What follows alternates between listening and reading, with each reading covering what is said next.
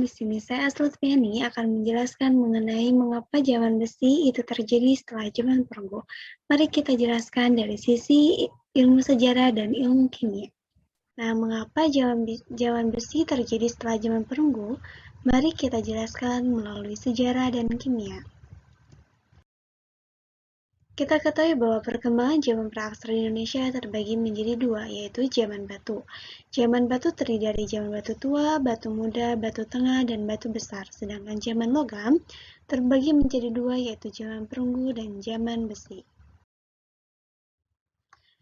Harus kita ketahui bahwa artefak besi ini sudah ditemukan pada zaman perunggu, namun pada saat itu manusia belum bisa melebur biji besi, sehingga zaman besi diketahui oleh manusia itu setelah zaman perunggu.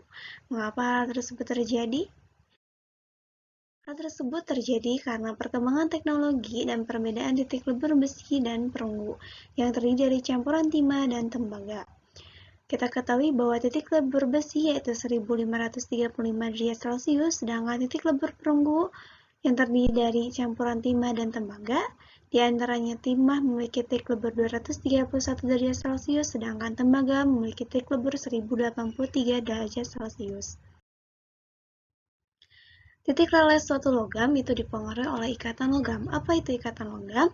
Ikatan logam merupakan ikatan antar atom yang melibatkan elektron valensi yang terdelokalisasi atau terbentuk lautan elektron yang bersama-sama digunakan oleh semua atom dalam padatan logam.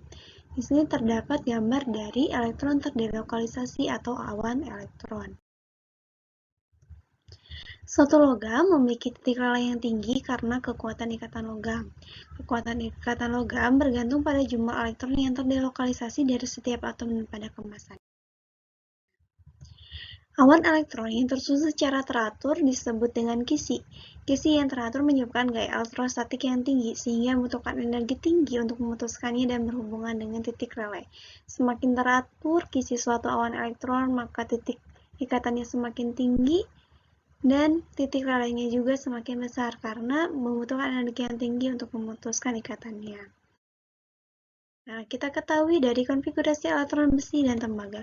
Di sini dari elektron valensi besi, dari konfigurasi elektron besi terdapat 4 elektron tunggal di orbital 3d10, sedangkan di konfigurasi elektron tembaga tidak terdapat elektron tunggal di orbital 3d10. Hal tersebut menyebabkan bahwa semakin banyak elektron tunggal pada suatu atom, maka semakin mudah atom tersebut bermobilisasi berikatan dengan awan elektron yang menyebabkan ikatannya semakin kuat.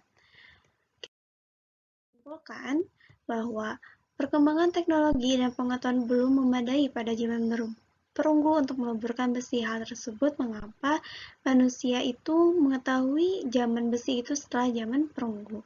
Yang kedua, titik leleh dipengaruhi oleh gaya elektrostatis pada ikatan logam. Semakin besar gaya elektrostatisnya, maka titik lelehnya itu semakin besar karena semakin kuat ikatan logam, semakin banyak energi yang dibutuhkan untuk memutuskan ikatan logam tersebut. Sekian penjelasan dari saya, sampai jumpa.